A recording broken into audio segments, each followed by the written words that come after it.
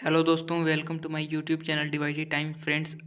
आप लोगों का जो कल एग्ज़ाम होने वाला है क्लास 10th का साइंस का, उसका मैं 40 very very very important question कराने वाला हूं। इससे एग्ज़ाम में बहुत ही ज़्यादा क्वेश्चन आने की संभावना है। तो अगर आप मेरे चैनल पर पहली बार आए होंगे तो प्लीज़ चैनल को सब्सक्राइब कर दीजिएगा और अपने दोस्तों में भी शेयर कर दीजिएगा ताकि उनका भी अच्छा मार्क्स आ सके। अगर आप चाहते हैं कि सभी सब्जेक्ट का मैं डालूं तो आप कमेंट करिएगा कि सभी सब्जेक्ट का मुझे क्वेश्चन चाहिए। तो चलिए पहला क्वेश्चन की ओर बढ़ते हैं। पहला क्वेश्चन हमारा कह रहा है कि परावर्तन के नियम किसके लिए सत्य है। तो केवल समतल दर्पण के लिए, केवल अवतल दर्पण के लिए, केवल उत्तल दर्पण के लिए, या फिर डी ऑप्शन सभी परावर्तक सतहों के लिए। तो इसका डी सही हो जाएगा, सभी परावर्तक सतहों के लिए। चलिए अगला क्वेश्चन की ओर बढ़ रहे हैं।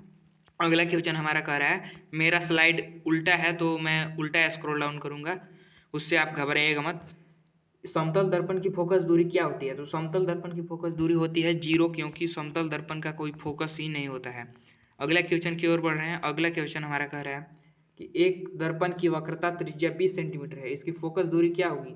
तो हम जानते हैं कि यह बराबर होता है r/2। तो r का वैल्यू दिया गया है 20, और जब इसको हम 2 से डिवाइड करेंगे तो रिजल्ट निकल के आएगा 10 सेंटीमीटर, यानी कि ऑप्शन नंबर इसका बी करेक्ट हो जाएगा।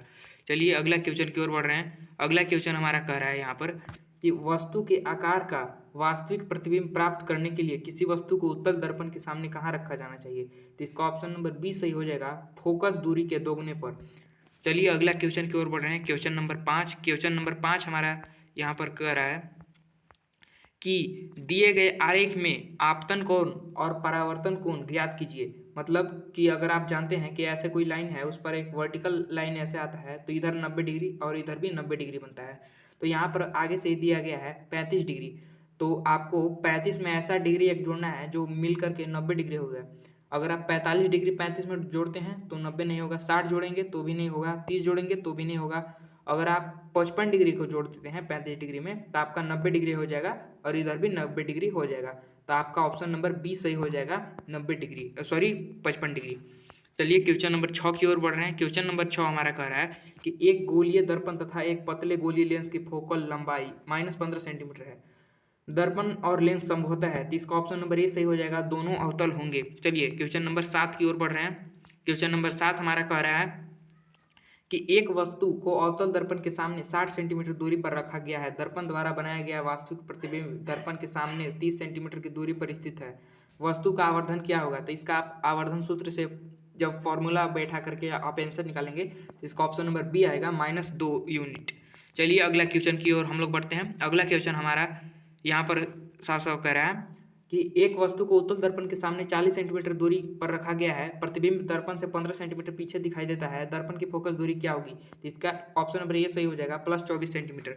चलिए अगला क्वेश्चन 9 की ओर बढ़ते हैं। क्वेश्चन नंबर 9 हमारा यहाँ पर कह रहा है कि एक वस्तु को अपसारी लेंस से 10 सेंटीमीटर दूरी पर रखा गया है, जो उस लेंस से 6.5 सेंटीमीटर की दूरी पर एक छवि बनाती है। लेंस की फोकस दूरी क्या होगी।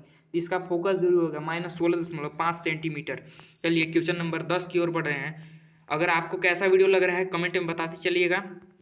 सामान्य दृष्टि वाले युवा वयस्क के लिए स्पष्ट दृष्टि की न्यूनतम दूरी लगभग कितनी होनी चाहिए, यानी कि कितनी होती है।